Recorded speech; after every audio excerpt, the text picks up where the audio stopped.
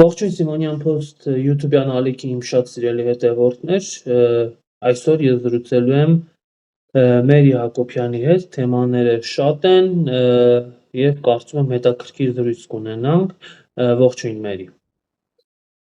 Բարև։ Մենք առիթ չենք ունեցել խոսել Վեհապար Հայրապետի շուրջ տեղի ունեցածի հետ կապված, գիտեք, որ նա հայտնվել է Մեղադրյալի աթոռին, առաջին դատական նիստում էլ դատավորը ինքնաբացարկի որոշում կայացրեց, ինչպես եք վերաբերվում ընդհանրապես այս պրոցեսին, քպականներն ասում են, որ կաթողիկոս լինելը ինդուլգենցիա չէ։ Այս իրավիճակում Հայաստանի Հանրապետությունում, եթե կա մարդ կամ ուժ, որ պետք է պատասխանատվության ենթարկվի դատարանում, ժողովրդի առաջ, Աստծո առաջ, բարոյապես, հոգեպես, ֆիզիկապես, դա միայն Նիկոլն է ու իր քպականները։ Կաթողիկոսի մասով անհեթեթությունը ուղղակի, նույնիսկ վերլուծելն է անհեթեթություն, ոնց կարելի է դատարանը միջնորդի կամ ընդհանրապես մասնակցություն ունենա եկեղեցու կյանքում, ինչ եթե ինչ-որ մեկին կարգալույծ է արել կաթողիկոսը, դատարանը դա չի ընդունում։ Նման աբսուրդ պատմության մեջ չի եղել ու թող իմանան այդ Նիկոլին պաշտողները, որ ժողովուրդ եթե լսում եք, իմացեք, նման բան գոյություն չունի։ Պետությունն իրավունք չունի եկեղեցու կյանքին խառնվելու, քանի որ այդ հոգևորականին կոչումը ձեռնադրելը չի տալիս դատարանը, դա անում է կաթողիկոսը,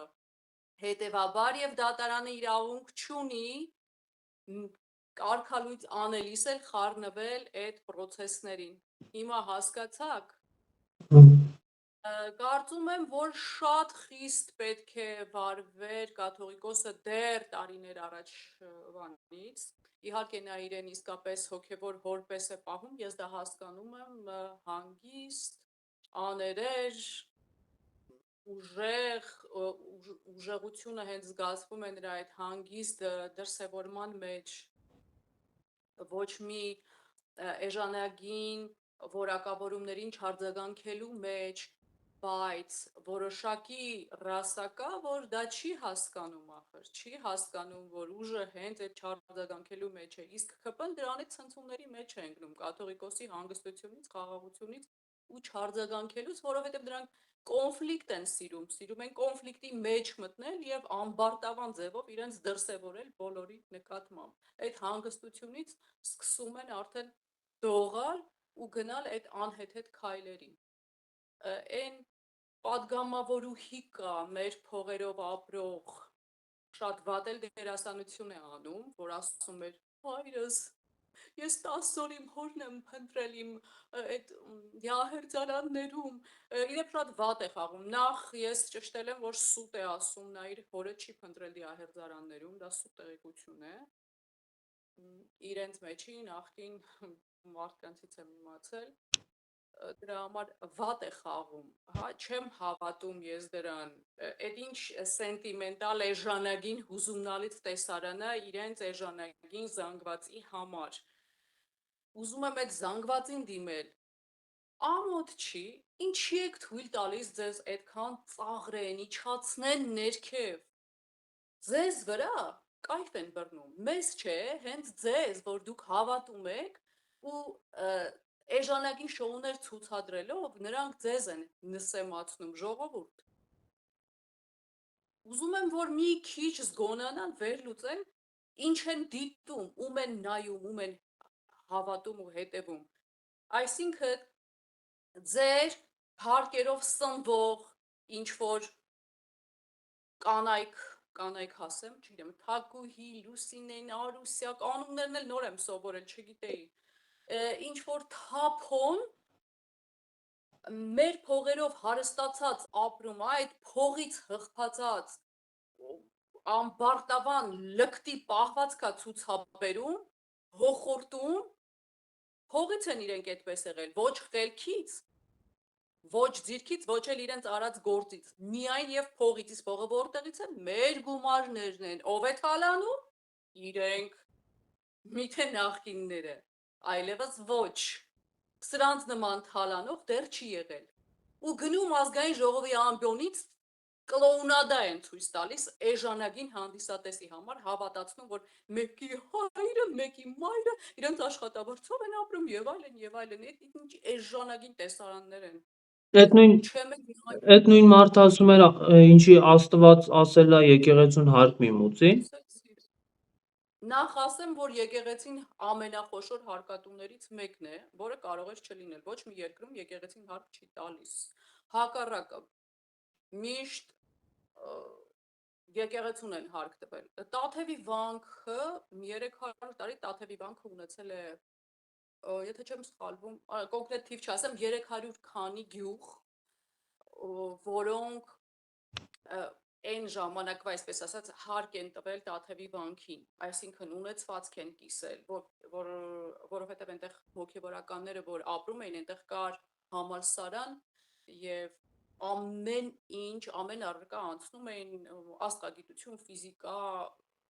եւ մենք բոլորս էլ գիտենք, որ հոգևորականները եղել են ամենախելացի եւ անիմաց մարդիկ։ Իրենք են գրել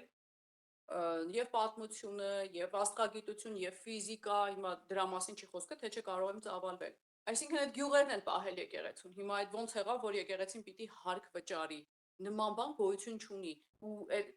թագուհուն էլ ասեք, որ այո, եկեղեցին տալիս է հարկ, բայց հանգիստ կարող էր չտալ։ Ինչի մենաշնորհ այդ հարկերը մենակ իրանք պետքա լափեն, հարկերը միայն իրենց պետք է գնա, որ անհետ բաներ են արդեն ամեն ինչից ուզում են մարդկանցից փող շորթել, գրպանել, կորզել, խլել։ Այսինքն մի քիչ շեղվեմ թեմայից։ Փողոցում, որ մի երկու հոգի իրար հետ կռվում են, կամ թեկուզ խփում են, հետո գնում են տներով, այդ երկու հոգուն փաստորեն գալիս է ծանոթում, որ իրենք պիտի ինչ-որ գումարներ, տուգանքներ վճարեն։ Ամեն ինչի համար։ Մի թարմ դեպքի մասին էլ ուզում եմ պատմել մյուս անհեթեթության, ուրեմն 2022 թվականին մարդը մահացել է, մեքենան վաճառել է մի ուրիշ մարդու, որ այդ մի ուրիշ մարդն էլ բռնված է, եւ պարզվում է, այս մահացած մարդու երեխաների վրա օրը 33,000 դրամ տուգանք է գալիս, ու երբ որ գնում են ճշտելու, այդ փաստաբանը ասում է, որ դե գիտեք, մենք այդ մարդուն ծանոթում ենք ուղարկել։ Հիմարի դեմքով ոնց կարելի է, ուր եք ուղարկել ծանոթում, գերեզման։ Ոչ մի կերպ չկարողացան այս աղջիկները այնպես անել, որ չվճարեն։ Գնացի, վճարեցին 3 միլիոն ու ինչ որ քանի 100,000 դրամ, որպեսզի այդ մեքենայի գումարը տան։ Ամեն օթից տուգանքներ են որ լինում ու ասում։ Ուրիշ դեպք պատմեմ։ Հենց քրոջս հետ է կապված, ածում փակել են մի քանի տարի առաջ։ Դրանից մի քանի ամիս հետո գալիս է 65,000 դրամ տուգանք, տանում են, վճարում են։ Ածում փակա չի գործում, ոչ մի գործարք չի կատարվում։ Մի քանի օր առաջ էլ 35,000 դրամ։ Ասում է կոդը տուր, ես նայեմ, տեսնեմ, այդ ոնց է բաց, այդ ածում փակա։ Ես նայեմ, ինչքան պարտք ունեմ։ Չէ, հենա ձեզ ասում եք, էլի կոդը մենք չենք տալիս, բայց իրենք իրավունք չունեն կոդ չտրամադրելու։ Սա ինչ է նշանակում։ Այս ռուսերեն ասած բեսպրիդել, անպատասխանատվություն, անսահման հանցագործություն ժողովրդի հանդեպ իբր օրինական ճանապարհներով, սա ինչ է, ու ոչ ոք ոչինչ չի կարողանում անել։ Այսինքն, այդտեղ արտասահմանից են միլիարդներով պարտք վերցրել, թողել մեր վզին, մեր հետագա սերունդների, այստեղ մեզ են կեղեքում, ու դեռ կան մարդիկ, որ ասում են սրանք նորմալ աշխատում են։ Դե այդ արտասահմանին պարտքի հետ կապված, պետական պարտքի հետ կապված Սիսակ Գաբրելյանը ասում էր հիմա որ չվճարենք ինչ ալնելու, կարող է այդ բանկերը զորք են հավաքելու կան Հայաստան։ Նենց որ մտածում են չվճարելու մասին, էլի։ Եթե իրենք մնան, իհարկե չենք վճարի, քանի որ Հայաստանի Հանրապետությունը կլուծարվի եւ բնականաբար պարտքը կմահարվի։ Ընդհանուր այս խորհրդարանից ինչ տպավորություններ ունեք։ Ճիշտ է, ամենախայտառակ միջադեպով աչքի ընկած Ալեն Սիմոնյանը նշանակվել է անվտանգության խորհրդի քարտուղար մարդու վրա թքելու դեպք նկատի ունեմ, բայց նրան փոխարինած Ռուբեն Ռուբինյանն ու ազգային ժողովի փոխնախագահ դարձած Կոնջորյանն ու Վահագն Ալեքսանյանը կարծես թե Ալեն Սիմոնյանին չեն ուզում զիջել, այն օրը ընդդիմադիր պատգամավորներից մեկի հասցեին ասում էին դուրս կշպրտենք, այս սրիկա, այսպես շատ փողոցային բանով, բառապաշարով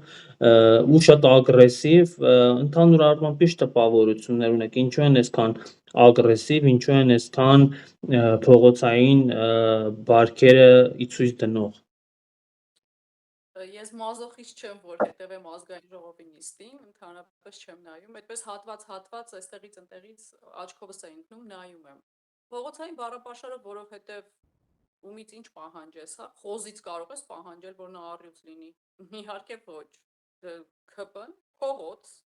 բառապաշար, ագրեսիա։ Ագրեսիան նորից եմ կրկնում, եկել է այդ փող ունենալու ամբարտավանությունից։ Մի խումբ ինձ չի սազում, բայց պիտի ասեմ, փաբում քցած չմոներ, փաբում են եղել, չէ՞, իմիշտ հավաքվել են իրանք իրանց հետ։ Եկել են, զավթել են Հայաստանի Հանրապետության գահը, պաշտոններ են ստացել, բնականաբար իրանց այդպես էլ պիտի պահեին, որովհետև ստրուկները իշխանության գալու, այդպես են պահում իրենց։ Կա բարի համար ուզում են ներողություն խնդրեն, եթե կա մարդ, որ պետք է ներողություն խնդրի, եթե մարդ են իրենք համարվում, իհարկե, դա միայն իրենք են։ Այսինքն իրենց ամեն ինչ կարելի է, ամեն ինչ, իրենց արարքների համար պատասխան չտվող այդ ոհմակին ամեն ինչ կարելի է, մյուսին չէ։ Ես հիմա պատասխան եմ այդ Ղազանի փոխարինել, սրիկայաբար չէ։ Իմ իմացած 7 լեզվի բոլոր ածականներն իրար գումարած չեն հերիքի, որ ես նկարագրեմ բացասական ածականները, ես նկարագրեմ իրենց պահվածքն ու դրսևորումը, ոչ մարդկային, իրենց պահվածքը, ամբարտավանությունը, ինչ սրիկն ամենամեղմն է, որ կարող են ասել իրենց մասին։ Ու այնքան անմիտ են, որ մտածում են, այս կյանքում իրենք չեն պատժվելու ու հավերժ են, սրանք մտածում են, ապրելու են երկար, իրենք մահ չկա իրանց, չեն մեռնելու, այդպիսի վարք են դրսևորում։